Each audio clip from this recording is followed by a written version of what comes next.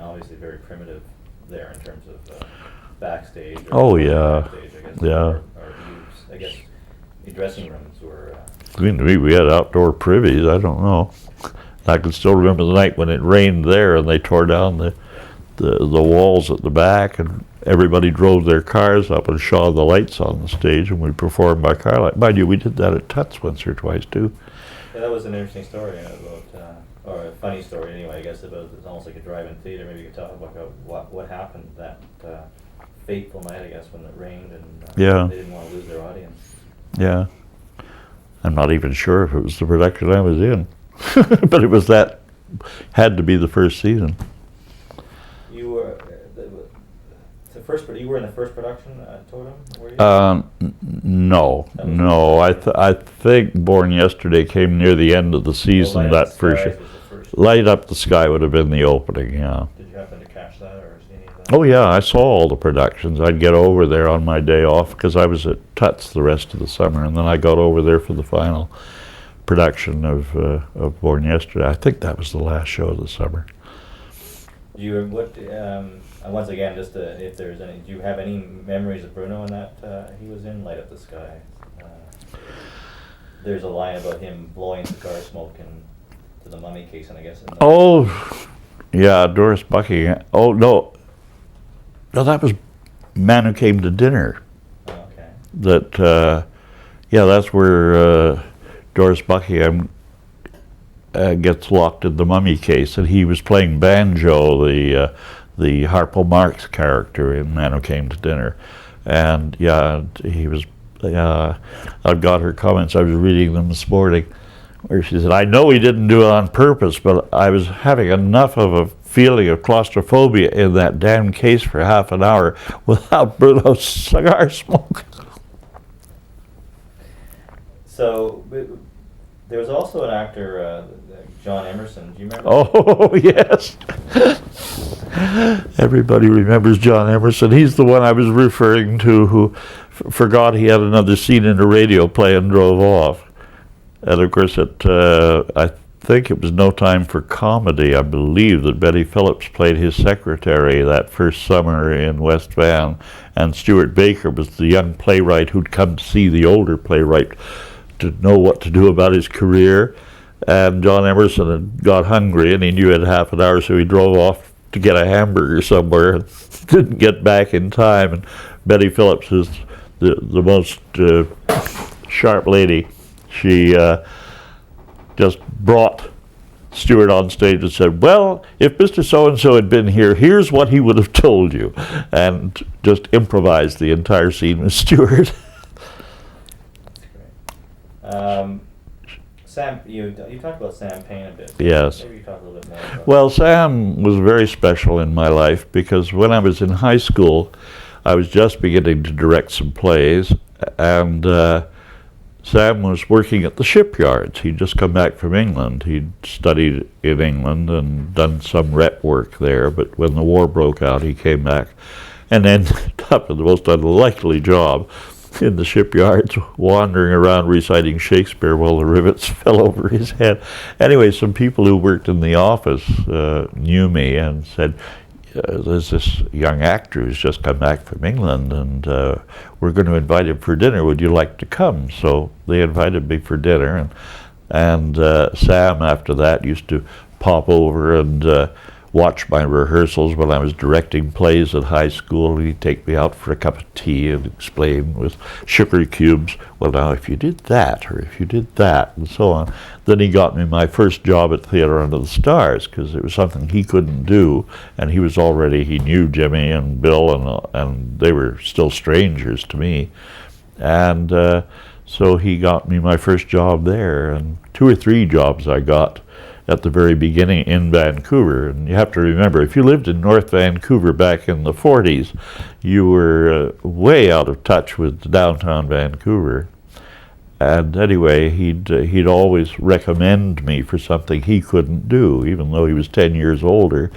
But I had the weight, and was obviously a character actor. Actually, in our 50s, when I was 40 and he was 50, he looked 40 and I looked 50.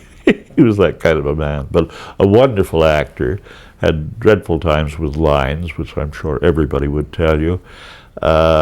Resented the fact that everybody talked about it. But he always got the applause when he left the stage, because you were the one who looked as if you were wrong. But, oh, a man of such enormous charm. When I started the Bastion Theatre, he came over and as a guest director and actor on a number of productions, and was a great boost with the local actors here as a guest star. While you were at the Totem, you mentioned the name Derek Mann. Yes. He also designed the arena stage, I guess. That's right, he did. One of the first, if not the first in Canada. Yeah, it certainly predated Stratford, as Thor is very happy to say. Well, Bruno used to say, when he went to Stratford, they said, "How do you find it?" He said, "Oh, I've been doing this for years with Totem Theatre in Vancouver." I think that with Derek Mann, of course, Ian Dobby, I don't know if his name comes to mind to many people now. He was an Englishman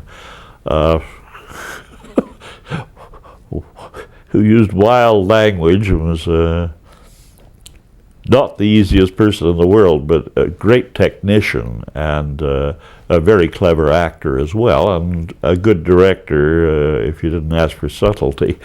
But I would think that he probably had a great deal to do with Derek on the design of that. But Derek was just getting into architecture, and I know he was very involved with the design of it. I don't know that he was involved with the Totem after that, because I think he went into full-time architectural work. The facility also was had one of the. Well, it was just a funny story about how Thor came about figuring that he should have air conditioning. Oh, yes, something to do with ice and a fan blowing over it. Yeah, I'm sure I'm never quite sure whether I think most of it came from Thor. Stewart was a little straighter-minded than Thor. Thor was so full of ideas, and I'm sure he made some kind of an announcement about the air conditioning that would be in the building, and then they got some kind of a fan. There was an opening way up at the back of the theater on the second floor, and I think they just had a fan blowing over the ice. Yeah, that was, and then there was a story of the ice actually falling through, but that's. Oh, well, it could have. But during a rehearsal, it wasn't during a performance. Do you remember the Private Lives and the fire and at the Totem? Private Lives on the Fire. There was a fire during rehearsals. In the office? Or in the location was, well, the only story I can't remember a fire in the theater, but I do remember the fire department coming, and it all started in a wastepaper basket in the office upstairs, which was in the same building as the theater. And the rumors, nobody's ever admitted it to me, were that they needed some publicity. So they dropped a match in the wastepaper basket, and lots of smoke was coming out. They called the fire department and got into the papers. Some of these stories, it's very hard to get, even out of the original perpetrators or non-perpetrators, but that's the only fire I recall hearing about. It got a lot of publicity. Which was, I mean, it would have been around that time. That probably was it. You talked about Ian Dobie, and he directed Bruno in The Streetcar Named Desire, and Thor said that Bruno was the only one that could do Stanley at that time in Vancouver. Do you remember that production? I was in it. I played Mitch with Bruno and with Ian directing, and I think there was some question at the time, was Bruno tall enough for it? But knowing him from roles like Jigger and things like that, I thought, who cares how tall he is? He is Stanley, and he was really just, again, brilliant in the role. Had more trouble with Ian Dobby's interpretation, because he told Muriel Onkean, who was playing Blanche at one rehearsal, he said, "Look, don't get deep about this. She's just a slut, a tart." And she got into tears, and I went out with her into the dressing area and said, "Now, just ignore your director." I don't say that lightly because I'm a director. Don't ignore me, but Blanche is so much more than this. And so we did a lot of talking about it, which helped her a great deal. But he was very short-sighted on things like that. He was great at directing Stanley and the poker games and all the stuff that makes the show a very theatrical, wonderful show. And the lighting and the sets, everything were great. But he could not understand the complexity of a character creation like Blanche. Far too deep for his thinking, you know. Girls were one thing or the other. Pregnant ducks or giggly bitches, as he Oh, those were two of his favorite terms. Inevitably, when you're doing live theater, you're going to have some things that don't go well on stage. And there are stories of Bruno and beer and Bruno. Oh, yes. The locked trunk. Oh, yes. We all know them. I remember when he couldn't get Blanche's trunk open, and he was kicking it and bashing it and smashing it and carrying on. I think he did get it open somehow, but I think the trunk was had to be replaced the next night. And we were all off because you couldn't watch in an arena theater. All we could hear was the noise going on and thinking, "Oh my God!" And then I was on stage, of course, with in the poker game when he did the famous thing that Marlon Brando does in the movie, where he gets the beer bottle with the top off and goes whoosh, and because it went all over the ladies in the front row, and I think they had a cleaning bill to pay. The management had to pay the cleaning bill for the lady who got covered in beer. When you talk about that theater, you have to talk about, I think, the Stegmans. Yes, yeah. They were remarkable people. I wish I could still be in touch with them. I was up to recently, but I can't get any replies. Yeah, I first met them. In fact, I have a picture on the wall that I bought for $30, a beautiful charcoal painting by Mrs. Stegeman, Françoise. Again, the boys, Thor and Stewart, they used to have art displays long before anybody else was thinking of having this, you know, but every opening of a new show, there would be a display of art by some local artist. Anyway, these Stegeman paintings were up there, and I don't quite know how they came to design shows for Thor and Stewart, but they did an enormous number of the shows and introduced an entirely new kind of design with spray paint and charcoal and pastels. And later they did a lot of the shows for us out at the Frederick Wood Theatre. Before Totem moved to Victoria, the previous tenant, you might say, at McPherson was Ian Thorne. And, oh, yes. Although it was a short-lived tenure, he was sort of a ball of fire, maybe described in many ways. Well, yes, I've had descriptions of him from a lot of people, including his second wife, who still lives in Victoria. He was very eccentric and quite calculating about the way he would use people and use funds, and but a very, very good actor. I don't recall what he did as a director. I know later on, when he went to England, he won an international award for one of the scripts that he wrote for the Henry VIII series. And then he died fairly young. He played Caliban in this production of The Tempest that I was in, and on the production of The Enchanted, he was the supervisor. And he did a lot of radio work. A marvelous quick story that you may have heard, that he came over when he was getting the York Theatre started in Victoria, or maybe it was coming to an end. Anyway, he came to see Thor and Stewart in Vancouver at our electrical workers building where we had our operation. And used to sport a cane, among other affectations. And Phoebe Smith, who was a very attractive, lovely director and actress. Anyway, she used to describe being there in the theater when he and Thor and Stewart all met, and they were chatting at one another. And Phoebe said they were all walking around one another like three dogs in heat. And then Stewart, apparently in his rather down-to-earth way, said to Ian Thorne, "Is that cane an affectation?" To which Thorne said, "Of course." It all sounds very Oscar Wilde. I wasn't there, but anyway, no, the stories from people here in Victoria about the bills that were owing and props that were broken and never returned and so on are quite horrendous. But again, it's an amazing effort. I have all the programs and posters and everything from those days that were given to me by one of the actors who worked there.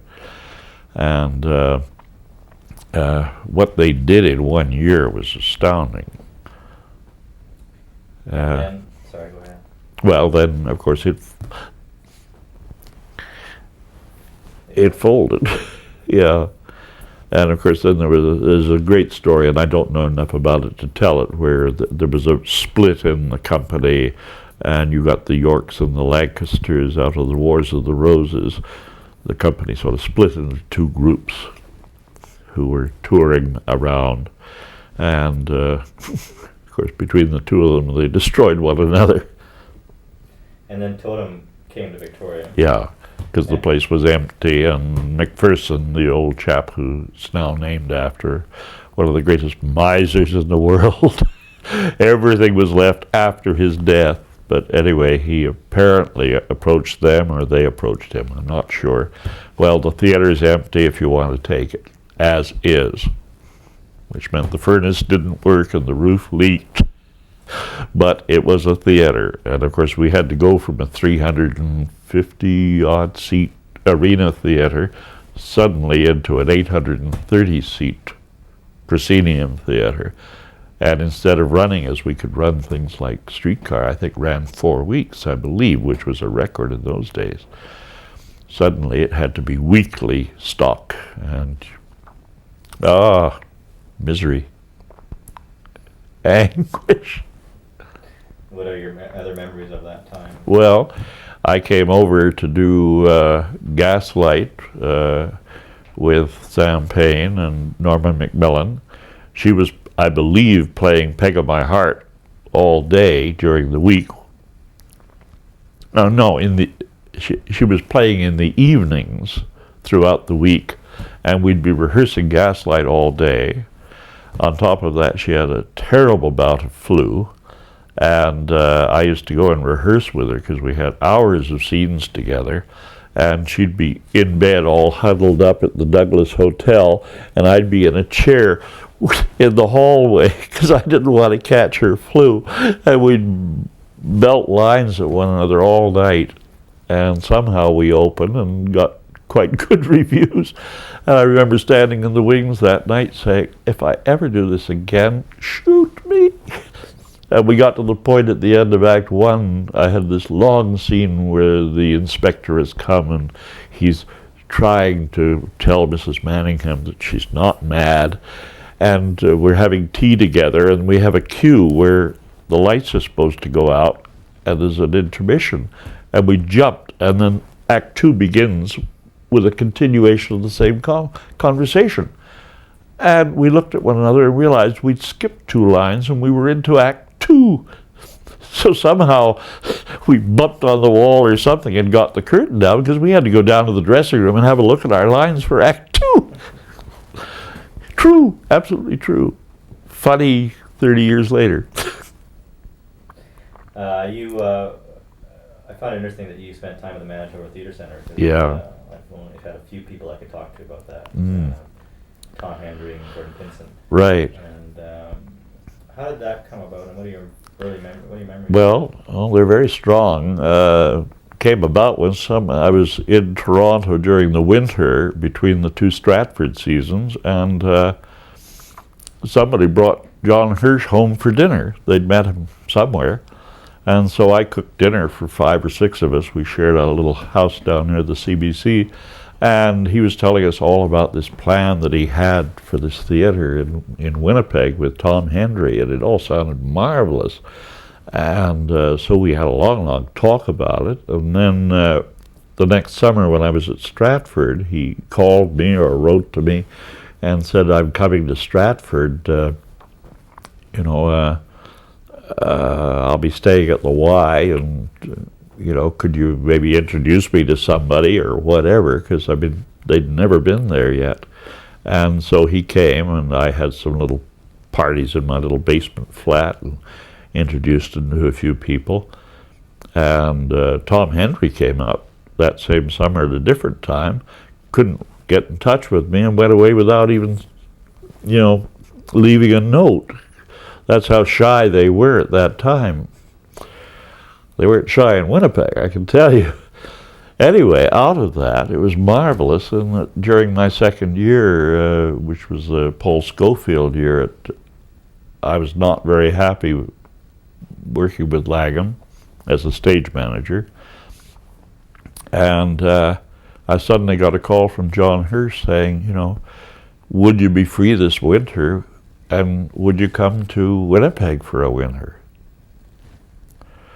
I said, yes, but and my rehearsal started 3 days before the end of Stratford, so I went to Langham, crossing both fingers, and said, look, I've got this opportunity. I've been a reliable stage manager, but that my interest is in acting and directing.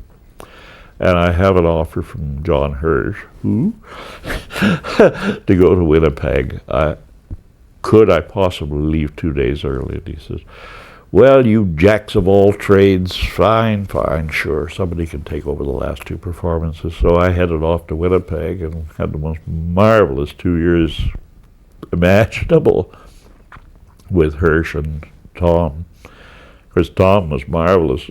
When I went there, they had an office about half the size of this room with about 5 people in it, It was really just beginning to expand, but we were doing things like The Lady's Not for Burning and original musicals written by Maurice Certain and all kinds of fantastic, The Boyfriend and so on. And we had the Royal Winnipeg Ballet in town, so they were the core of the musicals. And of course, Len Cariou was just beginning his career. John Hirsch had discovered him in the chorus at Rainbow Stage, which was the outdoor theater in the summers there. And Grant Cowan, who's currently in Beauty and the Beast in Toronto, has never looked back or stopped working. Evie Anderson, who's back in Winnipeg, but she's just spent a summer at the Shaw Festival in Ladies in Retirement. And it just goes on and on and on. Again, the people from Winnipeg. In fact, after Winnipeg, when I came to Victoria, of course, I brought 5 of my prize people from Winnipeg here, which became the Bastion Theatre's original staff. But Hirsch was really a wonderful director, very, very dramatic. Everybody knows his Hungarian, oh God, going on like this. But he was so sensitive to actors and to the play. And I remember he possibly could bother some actors. He didn't bother me, and I am bothered by directors who push you too hard. He'd just make little suggestions, and even on opening night, rather than come back and give you great lectures, you'd get nice cards from him, and it would just have a key phrase in it to clue you in for the night.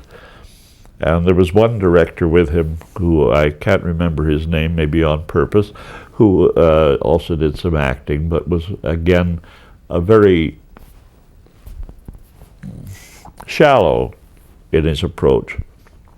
And he was directing us in a show, and John Hirsch had been in Winnipeg looking at some productions of the Théâtre de Nouveau Monde, and I think he'd been visiting the National Theatre School. Anyway, he came back and watched a run-through of this play, and we were all so uptight and miserable. And we kept thinking, please, John, do something, help us. And the most diplomatic thing I've ever seen an artistic director do, all he did was say, that was interesting, good, well, you still have a few days to go. Then he described Jean Gascon directing the Théâtre de Nouveau Monde actors in the production that he had just seen. And in his talk about the approach to the play and the way Jean Gascon worked, he gave us all the notes we needed that we had not got from the director. And the director didn't realize, I'm sure he had no idea what Hirsch had done. He'd given us all the notes that we needed, and we just went ahead and sailed on and had a good show. I guess Gordon Pinson's quote is that he was always snapping his fingers. Yeah. Oh, he would be. He would be. And again, he could be terrible about things. He came out to do Peter Pan for the International Festival in '63, which was the year I was coming to start the Bastion Theatre. Well, I knew a lot of the people in the cast, and I knew Hirsch, so I dropped in at the Queen Elizabeth, just walked in to watch a bit of the rehearsal going. Heath Lamberts was playing Peter Pan, one of the first male Peter Pans, and Heath had worked with us at Winnipeg. And Hirsch, the lights were all on, and he was giving notes and obviously very upset about the scenery and everything else. And he looked and he suddenly saw me, and I hadn't seen him for a few months because he'd been out in Vancouver and I'd been in Winnipeg. He said, "Mannering, you told me that the International Festival and the actors in Vancouver were wonderful. This is the stinking, most awful place I've ever been in my life." I nearly died because, of course, half the people in the cast were friends of mine. And I'd been telling them how wonderful John Hirsch was, and they were going through this terrible time. I think he was inclined very often to be more like that away from Winnipeg. He told me here in Victoria once, after he'd been with the CBC and he'd been with Stratford and all these marvelous things that we never dreamed he was going to do. And he said how unhappy he'd been and how frustrated. And he said, "I told you not to start a theater of your own in Victoria. You should stay in Winnipeg." He said, "I wish you'd stayed in Winnipeg. I wish I'd stayed in Winnipeg. And I wish I was you starting a new theater out in BC."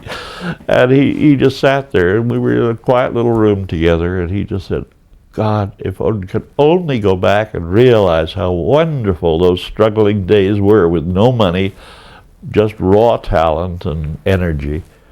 And he said, "I just dread working now with these large companies and everybody expecting you to be brilliant." And he says, "Well, it does is make me sick." I can't do his accent. I wish I could. Doing wonderful. Maybe we should change tapes if only 2 minutes left.